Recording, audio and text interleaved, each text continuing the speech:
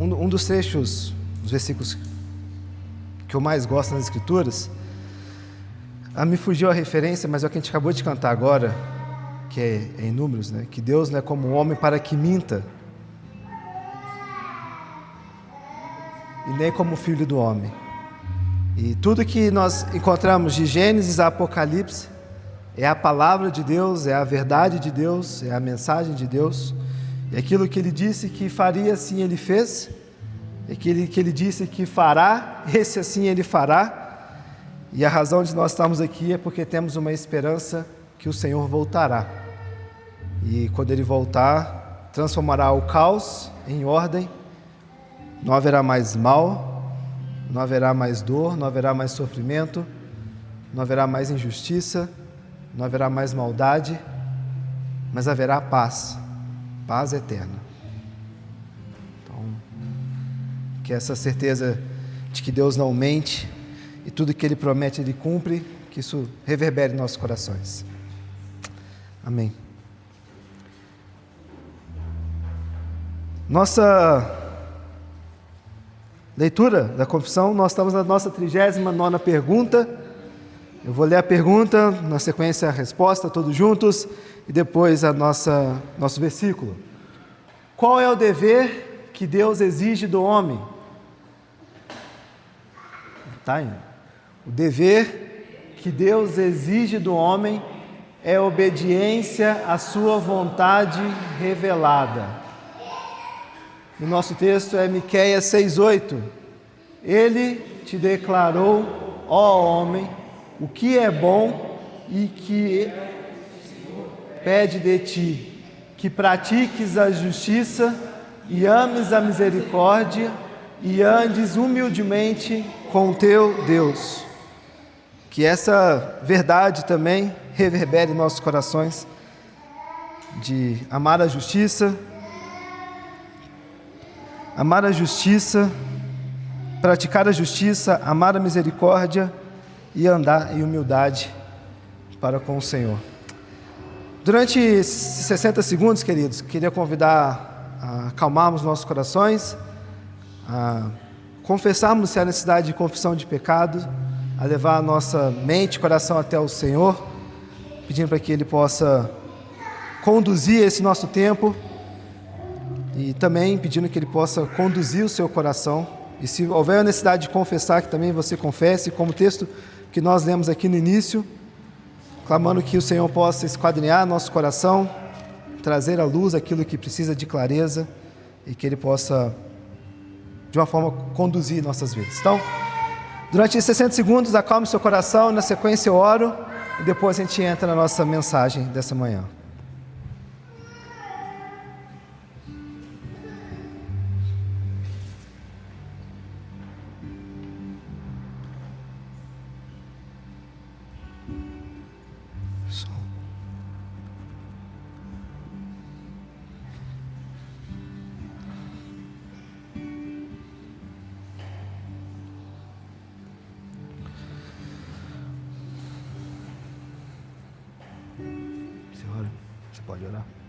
Você pode orar? Por favor. Senhor meu Deus, obrigado por esse dia, obrigado por estarmos aqui, obrigado por meu esposo, estamos aqui também. Agradeço, Senhor, porque o Senhor é muito grande, agradeço, Senhor, pelo sacrifício de Deus, pelo teu Espírito Santo, pelas tuas promessas, pelo teu amor, pelo para sempre, que nada pode nos separar. Conduza-nos, Pai, neste culto, nesse meu Pai, através do Tiago, apesar de nós que o Senhor fala conosco, e eu oro que tudo em tuas mãos, porque tudo é para o Senhor, em nome de Jesus. Amém. Amém, amém. Queridos, nós vamos começar nesse domingo uma nova série, uma nova exposição em Romanos. Não sei o tamanho desse desafio, eu sei que é um desafio muito grande. Nós vamos descobrir ao longo dos domingos a complexidade desse desafio. Obviamente a complexidade está também atrelada à carta aos Romanos, mas eu falo tudo isso com um certo pavor, temor, graça de Deus sobre nossas vidas. Então, é o momento também de convidar vocês a orarem por isso, para que o Senhor possa conduzir nossos pensamentos, nossa mente, que durante o tempo que nós andarmos na carta aos Romanos, que o Senhor possa conduzir essas bases que nós vamos estabelecer aqui. É muito interessante falarmos em Romanos, principalmente no contexto que nós estamos, no contexto de começo, no contexto de início, no contexto onde nós estamos consolidando as bases da nossa fé no sentido de igreja. O que acreditamos e como cremos, quais são os princípios que nós cremos. E Romanos é uma carta que traz vários pontos e várias doutrinas que nos ajudarão a formular esses princípios, essas bases, e vão ser, por sua grande parte, um norte para muito daquilo que nós vamos dizer como igreja, o que nós acreditamos, né? Quais são as crenças que nós temos. Bom, essa mensagem é para os nossos pequenos. Preste atenção aqui, ó. Hoje eu vou falar sobre uma mensagem, uma notícia, a melhor notícia do mundo. Qual que é essa notícia? Vamos falar a notícia que transforma vidas, que é a notícia do Evangelho. Nós vamos ver como que Deus se revelou, como Deus se mostrou, e qual é a melhor notícia que Deus nos mostra, que é Jesus Cristo vindo a este mundo para poder ser o quê? O Senhor sobre nossas vidas. Eu acho que vocês gostam de notícias, não gostam? De uma boa notícia, assim, ó, de uma história legal, de uma coisa legal? Então, o que nós vamos falar aqui essa manhã é algo muito, mas muito legal. Melhor do que qualquer outra notícia que vocês possam ouvir no dia a dia de vocês, tá bom?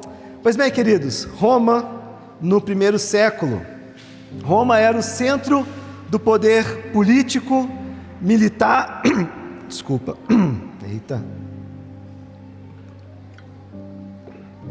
Roma era o centro do poder político, militar e cultural do Império Romano. Essa carta aos Romanos, ela foi escrita em 57 depois de Cristo. Guarde algumas datas que nós vamos falar aqui, porque elas vão ser bem pertinentes para a gente poder criar um panorama, um pano de fundo sobre essa carta. Roma era a capital do mundo conhecido e ela abrigava também uma diversidade de cultura e uma diversidade de religiões também. E essa diversidade influenciava diretamente a vida dos habitantes daquela cidade. E, obviamente, por extensão, também influenciava a igreja que havia ali em Roma. Tinha uma pluralidade religiosa muito grande. E, além dessa pluralidade religiosa, existia também o culto ao imperador. Como se não bastasse, eles adoravam vários deuses e também tinham que adorar a um homem, se prostrar como reverência e divindade a esse homem.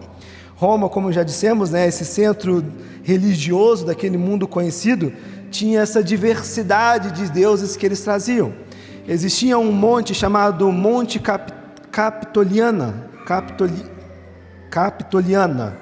Esse monte, ele abrigava os 3 principais deuses ali de Roma, né, do Império Romano. Tinha ali Júpiter, é o mesmo deus de Zeus, né, na cultura grega. Tinha Juno, que equivale a Hera na cultura grega, e tinha também Minerva, que é equivalente a Atena na cultura grega. E eu cito esses 3 deuses porque esses 3 deuses nesse Monte Capitoliano, cada um tinha ali o seu templo que era dedicado. Fora esses deuses, existiam ali diversos outros, né? Marte, Vênus, Apolo, Diana, Noturno, Mercúrio, e aí por aí vai essa gama de deuses que haviam para todo tipo e todo gosto. De acordo com cada necessidade e realidade, se levantava um deus para que fosse feita ali algum tipo de adoração.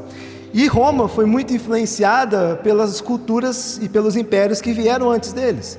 Não é à toa que esses deuses são deuses semelhantes aos deuses gregos. Ele teve influência do Egito, influência dos persas e influência dos gregos. Além dos deuses, haviam também o culto ao imperador, que era um ponto muito, mas muito importante, e que Paulo vai trazer, a gente vai falar aqui bem no início da sua carta, um embate sobre esse culto ao imperador. Ele não fala diretamente sobre o culto ao imperador, mas ele vai falar sobre o senhorio. O que Roma exigia? Roma exigia que César fosse adorado como Senhor. E guarde essa palavra, Curios. Curios é usado com regularidade no Novo Testamento. Paulo usa muito Curios para falar sobre o senhorio, sobre o Senhor. Jesus é o nosso Curios. Nós nos prostramos ao Senhor que é dono de todas as coisas. E no Império Romano, César era o Curios de Roma. César era o senhor de Roma. César era quem governava Roma. E essa ideia de senhorio, ela colocava os cristãos em conflito direto com as autoridades. Porque se você não se prostra para o Curios César, você arruma problemas religiosos, morais, financeiros, militares e por aí vai. Mas como se prostrar ao Curios César, sendo que devemos nos prostrar somente ao Senhor?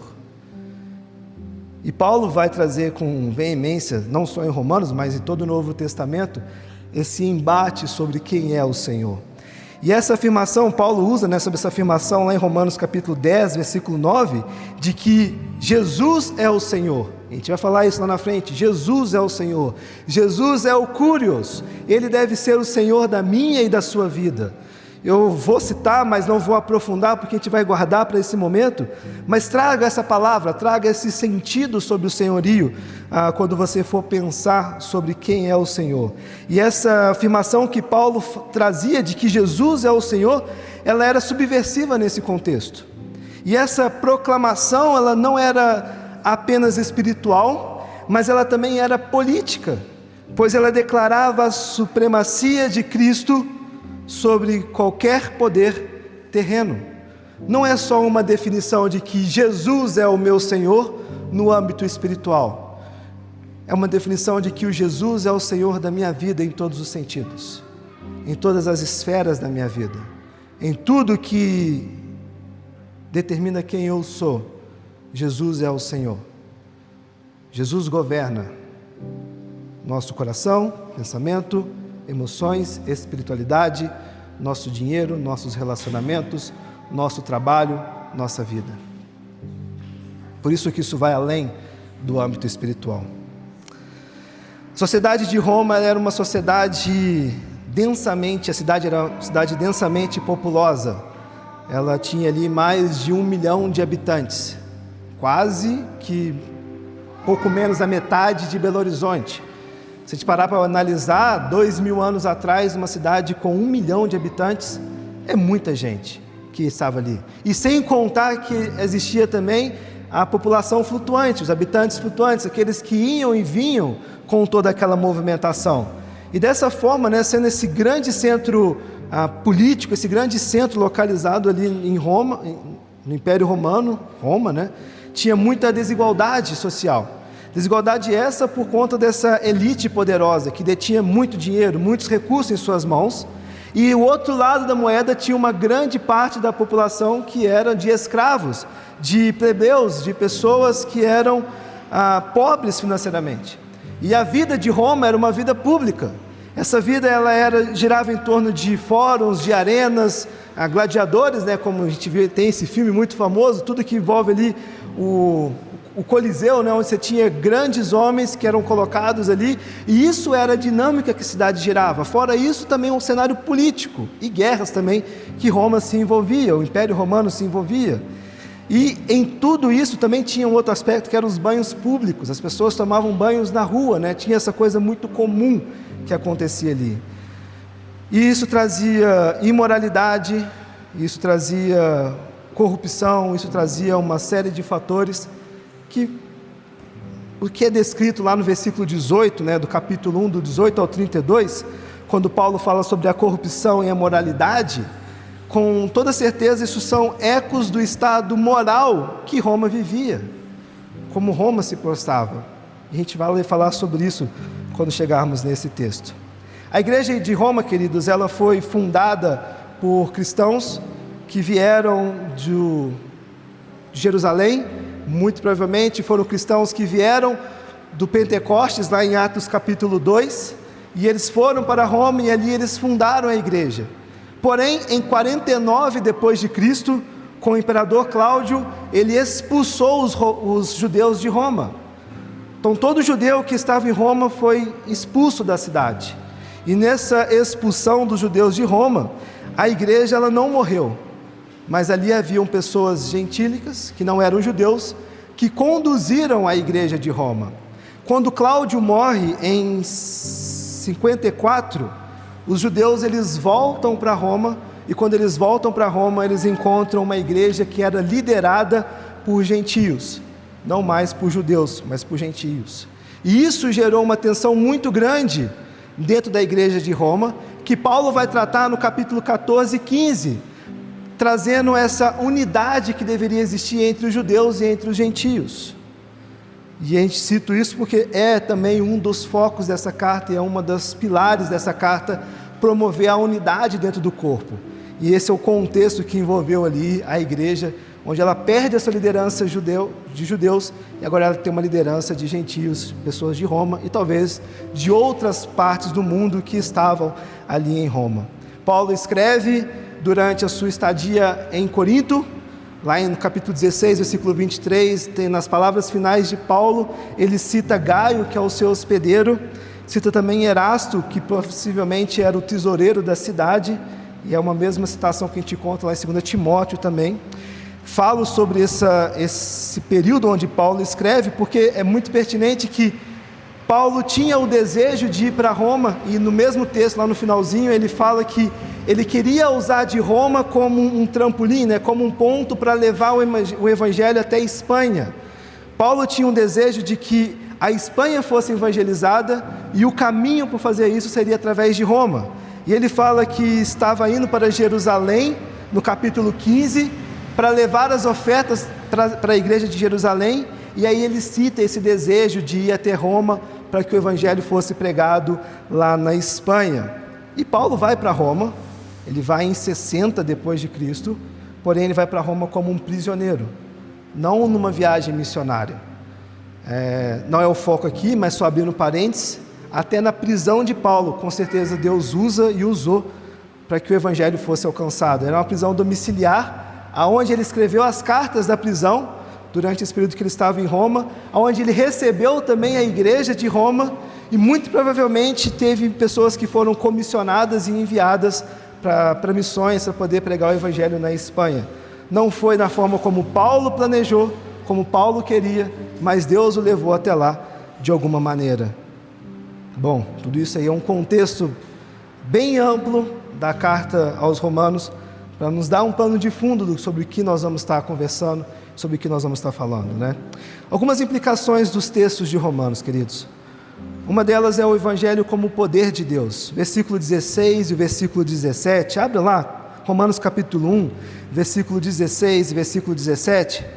Vai nos dizer o seguinte: pois não me envergonho do Evangelho, porque é o poder de Deus para a salvação de todo aquele que crê, primeiro do judeu e também do grego, visto que a justiça de Deus se revela no Evangelho, de fé em fé, como está escrito: o justo viverá por fé. Paulo, já no início da sua carta, no início das suas palavras, ele mostra o Evangelho como o poder de Deus. E essa declaração, ela desafia a ideia de que o poder reside em Roma ou o poder reside em César, quando na verdade o poder ele reside em Cristo. Não só reside, como o poder é de Cristo. O poder foi criado por Cristo, o poder é de Cristo. Não é sobre homens, não é sobre o que homens fazem, não é sobre impérios, não é sobre reinos, mas é sobre Cristo. Paulo está colocando Cristo como a verdadeira fonte de poder. E essa ideia, ela transcende qualquer sistema humano que nós possamos imaginar ou criar. Além do poder de Deus, Romanos também vai nos falar sobre justificação pela fé. E esse é o tema central da carta aos Romanos. Capítulo 3, quando aborda o aspecto de que não há nada em nós que possa promover algum tipo de justificação, que não há nada em nós que possa satisfazer a ira de Deus, que não há nada em nossas mãos que possa pagar o preço por conta dos nossos pecados, a não ser o sacrifício de Jesus e uma vida dependente em fé em Jesus Cristo. E com tudo isso também nos leva para a soberania de Deus, que Paulo vai falar nos capítulos 9 e 11 de Romanos. E ele fecha com a unidade na diversidade, lá no capítulo 15.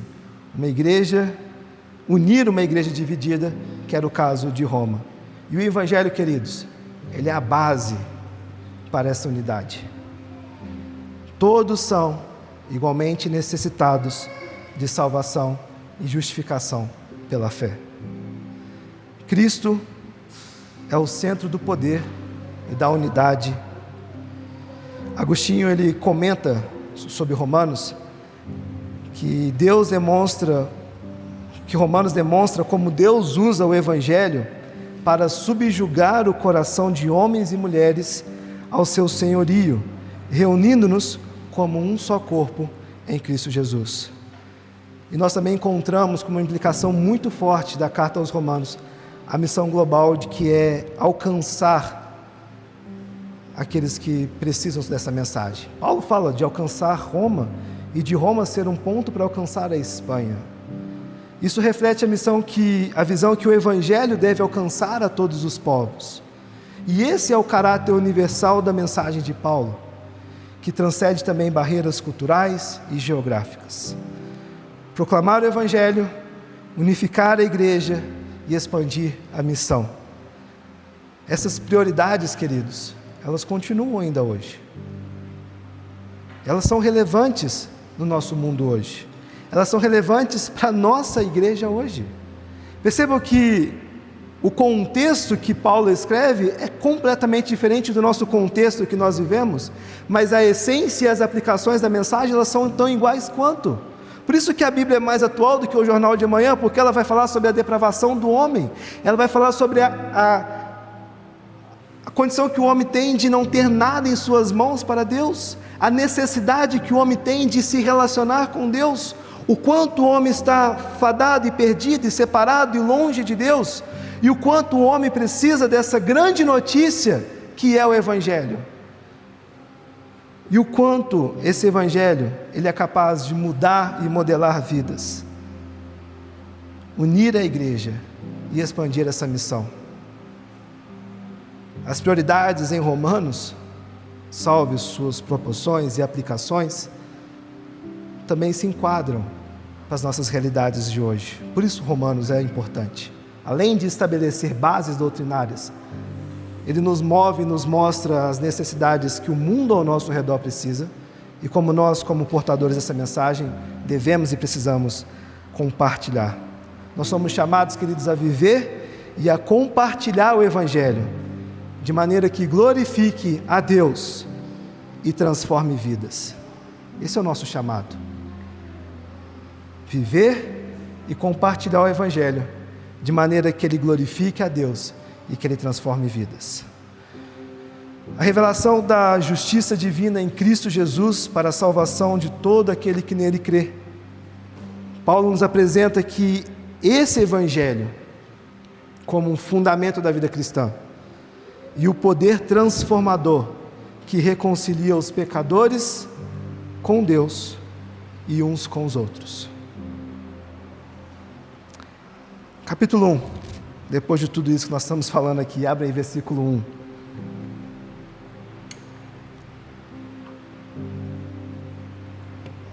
Capítulo 1, versículo 1. Nós vamos do 1 até o 7. Paulo vai dizer: Paulo, servo de Jesus Cristo, chamado para ser apóstolo, separado para o Evangelho de Deus, ao qual foi por Deus outrora prometido por intermédio de seus profetas nas Sagradas Escrituras, com respeito a seu Filho, a qual segundo a carne veio da descendência de Davi e foi designado Filho de Deus, com poder segundo o Espírito de Santidade, pela ressurreição dos mortos, a saber, Jesus Cristo nosso Senhor, por intermédio de quem viemos a receber graça e apostolado, por amor do seu nome, para obediência por fé entre todos os gentios, e cujo número sois também vós chamados para serdes de Jesus Cristo. A todos os amados de Deus que estáis em Roma, chamados para serdes santos, graça a vós outros e paz da parte de Deus nosso Pai e do nosso Senhor Jesus Cristo. Paulo inicia a sua carta trazendo uma significância muito importante para a palavra servo. Ele traz aqui no intuito de uma total submissão como escravo, como alguém que é dependente completamente do seu Senhor, como alguém onde as suas vontades e os seus desejos, elas são agora submissas ao Senhor, aquele quem governa as suas vidas. Só abrir um parêntese, a gente não vai expor ou falar sobre isso, mas a visão que as Escrituras traz sobre a escravidão, ela é bem diferente da forma como nós olhamos para a escravidão nesse contexto de 4, 5 séculos atrás. Não é essa escravidão dos africanos, não é essa escravidão que nós aprendemos na escola, que é dita ou falada ou mostrada nas Escrituras. Ela tem mais cunhos e ela tem um cenário religioso, um cenário regional, um cenário ético diferente da forma como nós às vezes conhecemos e falamos sobre escravidão. Eu fecho parênteses e deixo um questionamento para que a gente possa, em um outro momento, dialogar sobre esse tema. Mas é importante mencionar isso porque quando nós olhamos e quando nós vemos sobre a escravidão, ou sermos servos, ou estar submissos a um senhorio, a um governo, é de forma que aquele que se submete ao Senhor como Senhor de sua vida se torna escravo ou servo. Ele deveria, por sua essência, olhando na perspectiva cristã em Cristo Jesus, se retirar completamente de cena. E todas as suas vontades, desejos e emoções e definições de quem é a pessoa serem agora mudados ou vistos por uma outra ótica, com base naquele que se torna o Senhor dessa pessoa. E é nesse sentido que Paulo está dizendo aqui, como se não possuísse uma autonomia própria, e agora ele pertence a Cristo. Ele é servo de Jesus Cristo. Eu, Paulo, servo de Jesus. Não há nada em mim, não há nada no que eu sou, apenas Jesus Cristo, que governa e que dirige a minha vida. Isso não exime, isso não tira as nossas lutas do pecado, mas isso redireciona as definições e atributos e os direcionamentos do nosso coração.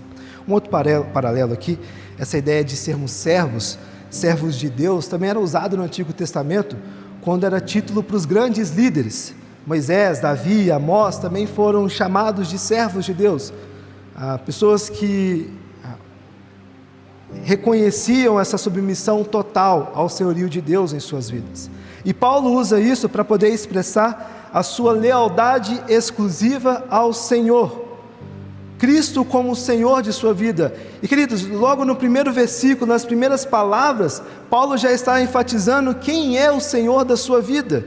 E isso é um contraste muito forte com a Roma, um contraste muito forte com o imperador. Ele está dizendo, olha, eu não me submeto a César, eu não sou servo de César, mas eu sou servo de Jesus. Jesus é o Curios, é o Senhor da minha vida. Submeter-se a Cristo, queridos, é a única verdade que liberta. Pois somente o seu domínio, em seu domínio, nós encontramos vida plena e alegria. E nós acreditamos que o Senhor deveria ser o Senhor sobre todas as áreas de nossas vidas. O Senhor deveria ser o Curios sobre todas as áreas de nossa vida. Antes de fecharmos esse assunto, é interessante como Paulo continua dizendo, porque ele fala, servo de Jesus, chamado para ser apóstolo. A identidade de Paulo, ela não está no ofício que ele faz. Não é Paulo o apóstolo escrevendo para vocês, mas é Paulo o servo de Jesus, o escravo de Jesus, aquele que submete a sua vida ao senhorio de Jesus. Esse que submete a sua vida ao senhorio de Jesus, foi comissionado, foi chamado para ser apóstolo. Agora ele vai colocar o seu ofício, ou então seja, a identidade de Paulo não está no que ele faz, mas sim naquilo que habita no seu coração, naquilo que governa a sua vida, naquilo que faz a sua vida ter sentido. E isso já deveria ser para nós, nessas primeiras palavras, um convite à reflexão. Às vezes nós nos apresentamos como o que nós fazemos, com os ofícios que nós temos, com a dinâmica da vida que nós levamos, e não nos apresentamos como servos de Jesus. O mais ainda, às vezes as pessoas veem o nosso trabalho e nos reconhecem pelo trabalho, mas não nos reconhecem por sermos servos de Jesus. Isso nos cabe uma pergunta. Eu acredito que todos nós aqui confessamos, acreditamos que o Senhor é o Senhor de nossas vidas. Mas será que de fato, em todas as esferas da nossa vida, Ele governa? Será que de fato, em todo o nosso ser, o Senhor é o Senhor de nossas vidas? O Curios de nossas vidas? Paulo, escravo, servo, ele foi escolhido por Deus para cumprir essa missão de Deus. E ele diz, separado para o Evangelho. E a ideia aqui não é para honras terrenas, esse separado para o Evangelho, mas para a sublime tarefa de anunciar a salvação eterna de Deus. E esse chamado nos ensina a colocar o Evangelho acima de todas as coisas.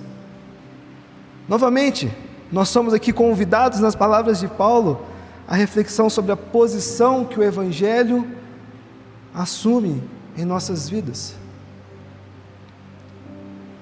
Será que de fato esse separado para o Evangelho de Deus reflete a nossa realidade do dia a dia?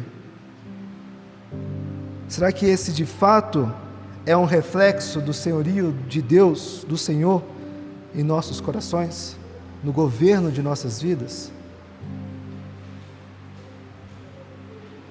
Paulo confronta a cultura, confronta aqueles irmãos, como também nos confronta, só logo no primeiro versículo, sobre que de fato, quem governa nossas vidas. Ele vai continuar, versículo 2, o Evangelho aqui, o qual foi por Deus outrora prometido por intermédio de seus profetas nas Sagradas Escrituras. O Evangelho não é novo, queridos.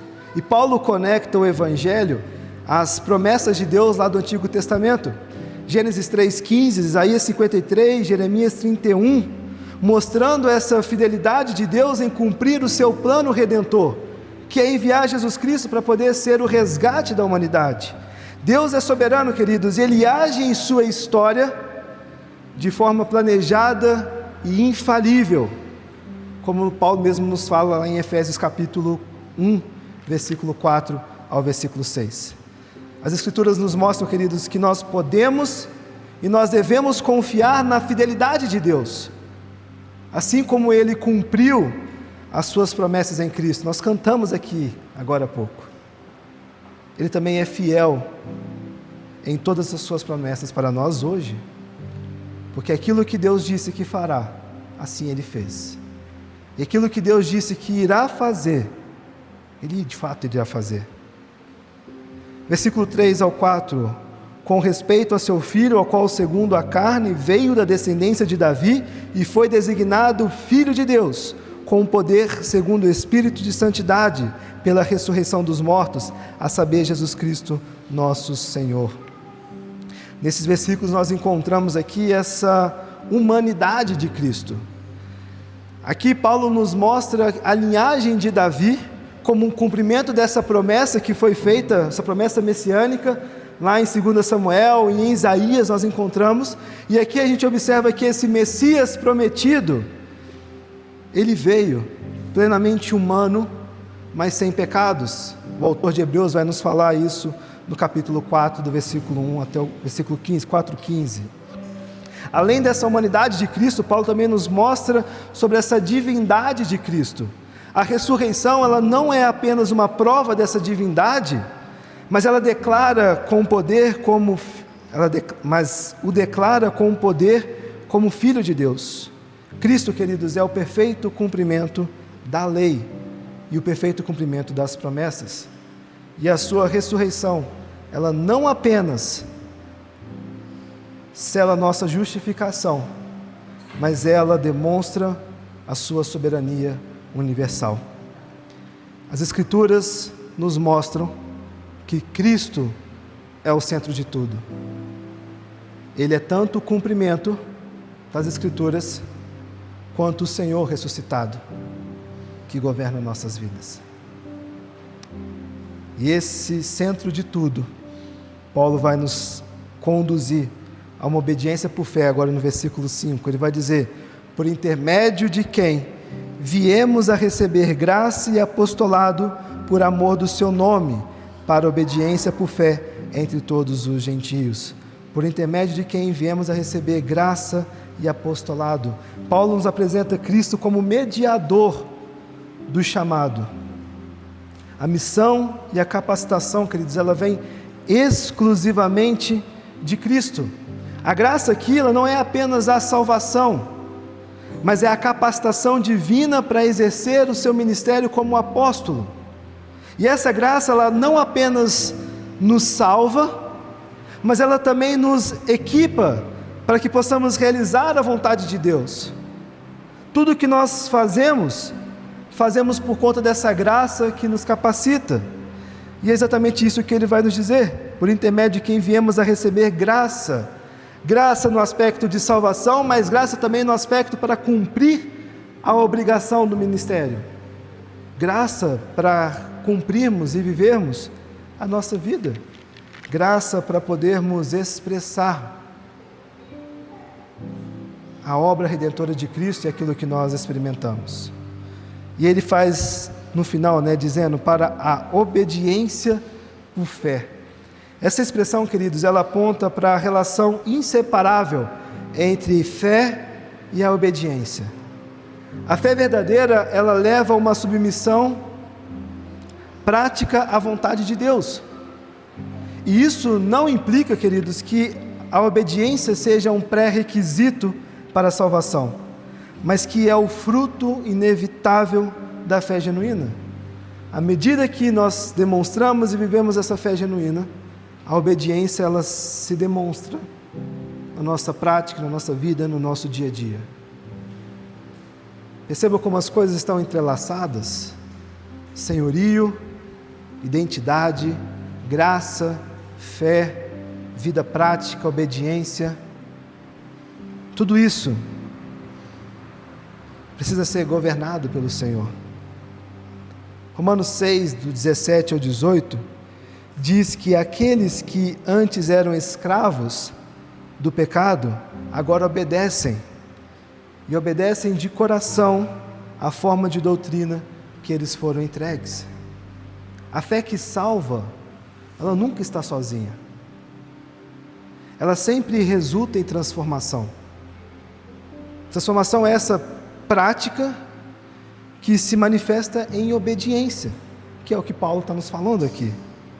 E Paulo reforça que a fé salvadora, ela inclui submissão ao senhorio de Cristo.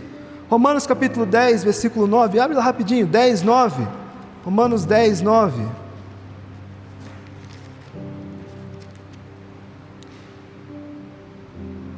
Vai dizer: porque com o coração se crê para a justiça, com a boca se confessa a respeito da salvação. Essa fé salvadora inclui uma submissão ao senhorio de Cristo. A fé não é apenas, queridos, intelectual, mas ela é uma entrega total que transforma a nossa conduta. Os versículos 6 e 7, Paulo vai ampliar essa ideia da obediência por fé, destacando que os crentes romanos, eles são partes desse chamado. Como? Pertencendo a Cristo, amados por Deus e chamados para serem santos. Versículos 6 e 7 lá do capítulo 1, volta para lá. Lembrando que ele fala no 5 sobre essa fé, para a fé por obediência, e ele vai dizer: entre todos os gentios, de cujo número sois também vós chamados para serdes de Jesus. A todos os amados de Deus que estais em Roma, chamados para serdes santos, graça a vós outros e paz da parte de Deus nosso Pai e do Senhor Jesus Cristo. Paulo está conectando a igreja em Roma a essa missão que ele descreveu no versículo 5, dessa graça que transforma e dessa vida em obediência através dessa fé que é moldada e transformada por essa graça e que reconhece o senhorio de Deus em suas vidas. E ele traz essa obediência por fé entre todos os gentios, lembrando aos crentes romanos que eles são parte desse plano redentor. Eles são parte de todo esse plano que Deus designou para a igreja, para sermos os anunciadores, os portadores dessa identidade que nós temos em Jesus, da transformação que nós experimentamos em Jesus, dessa fé que nós experimentamos em Jesus, para que essa mensagem alcance e seja difundida entre todos os povos. E ele vai dizer, cuja vocês também têm a sua parcela de responsabilidade, vocês da igreja de Roma. Parcela essa que são chamados para pertencerem, chamados para serdes de Jesus. E esse chamado, queridos, ele implica um chamado eficaz, não apenas uma oferta geral que é dada. É o mesmo termo que Paulo usa lá em Romanos capítulo 8, versículo 30. Aos que predestinou, também os chamou, e aos que chamou, também justificou. É a mesma ideia, é a mesma aplicação, é o mesmo termo que ele está dizendo. Chamados para quê? Para pertencerem a Cristo. Com isso ele está destacando que não se trata apenas de estar salvo, mas de estar em união com Cristo Jesus. Versículo 7, a todos estes, a todos vocês, amados de Deus, que estáis em Roma, pela terceira vez, ele vai usar a palavra chamados, a todos estes, chamados para ser de santos. A graça e a paz, a graça que é a bondade merecida de Deus, e a paz que é a reconciliação, por meio de Jesus Cristo, esteja com vocês, para que vocês possam cumprir o que o Evangelho nos chama a cumprirmos e a vivermos. O versículo 7, ele conclui essa introdução, reafirmando o tema central e principal da carta aos Romanos, que o Evangelho ele é uma obra de Deus, que salva, que transforma e que sustenta. E com isso, ele apresenta a identidade e as bênçãos dos crentes, preparando o terreno para o que ele vai vir a discutir mais à frente na sua carta, sobre justificação, santificação e vida cristã. Bom, o que nós podemos concluir então, desses versículos que nós lemos aqui? Esse texto, queridos, ele responde a questões fundamentais que todos nós enfrentamos e que a sociedade hoje ela vive até com mais veemência e com mais regularidade. Perguntas de como, quem somos? Quem nós somos? Por que nós estamos aqui? Ou o que Deus fez por nós, ou como nós devemos viver? Logo de cara, Paulo já nos mostra sobre a soberania de Deus. A soberania de Deus no seu Evangelho.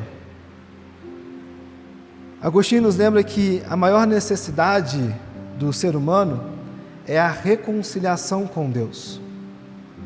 Nós lemos, fizeste-nos para ti, e inquieto está o nosso coração, enquanto não repousar em ti. Em Romanos 1, do 1 ao 7, nós vemos que Deus tomou a iniciativa de resolver o problema humano, enviando Jesus Cristo para poder cumprir o seu plano redentor. E isso fala diretamente aos corações ansiosos, dessa geração ansiosa como a nossa, que está perdida em busca de significado. O Evangelho, queridos, é a boa notícia de que o maior problema da humanidade, que é a separação de Deus, ele foi resolvido em Jesus Cristo. Nós também podemos concluir sobre identidade e propósito.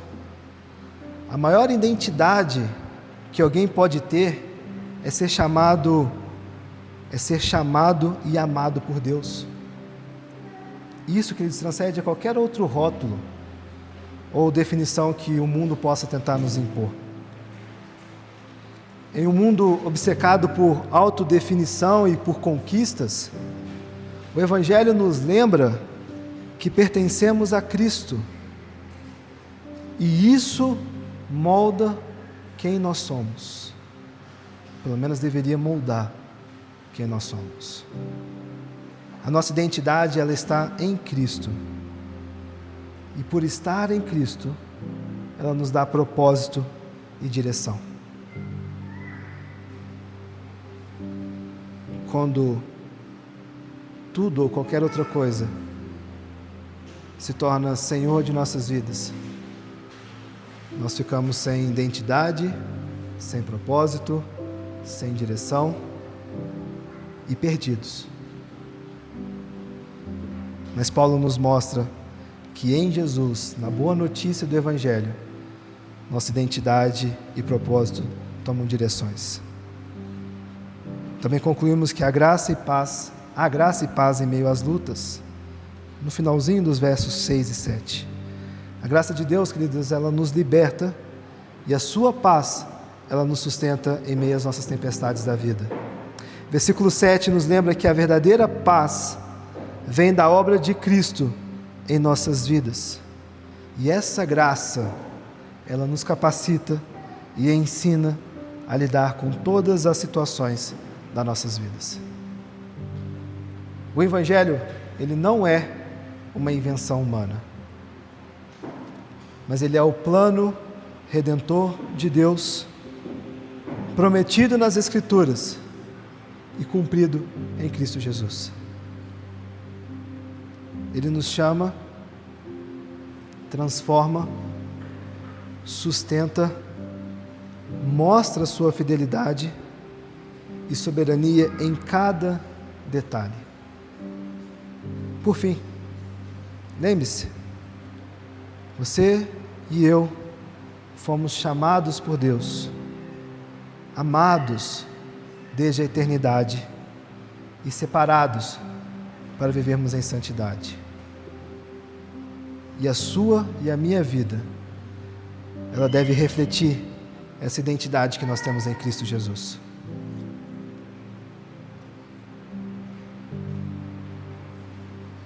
Que o senhorio de Jesus seja verdade em suas vidas, seja verdade em seus lares, seja verdade no seu trabalho, que a sua identidade ela não seja com base no que você faz, mas com base no Evangelho, na mensagem transformadora que nós encontramos sobre Jesus, sobre o que Ele faz e como Ele pode mudar e modelar e transformar nossas vidas. Que ao entrarmos por esse emaranhado de versículos e citações e temas e doutrinas em Romanos, que essa verdade, que essa essência do Evangelho, ela reverbere, queridos, em nosso coração, e que as nossas vidas, elas reflitam essa identidade que nós temos em Cristo Jesus. Em todos os cenários, aspectos e esferas da nossa vida. Que o Senhor nos ajude nesse ofício, nesse trabalho de sermos proclamadores e também coadjuvantes no sentido de espalharmos essa mensagem. Vamos orar? Obrigado, Jesus, por Tua palavra. Obrigado, Deus, pela boa notícia, pela melhor notícia deste mundo, que é o Evangelho, que é a mensagem de Jesus. A mensagem de transformação, Deus, que o Teu Evangelho nos proporciona, nos oferece e nos entrega, Pai. Que o Senhor, ó Deus, seja sempre o Senhor de nossas vidas e que a nossa identidade, ela possa sempre ser pautada, guiada e vista, ó Deus, através do Senhor em nós, ó Pai, não de nós mesmos, ó Deus.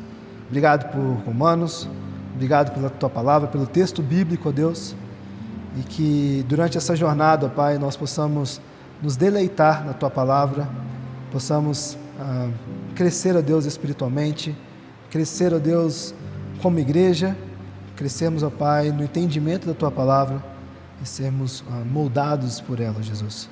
Que o Senhor nos ajude, que o Teu Santo Espírito tenha liberdade em nosso meio também, ó Deus. Nós oramos a Ti, gratos, ó Pai, em Teu nome. Amém.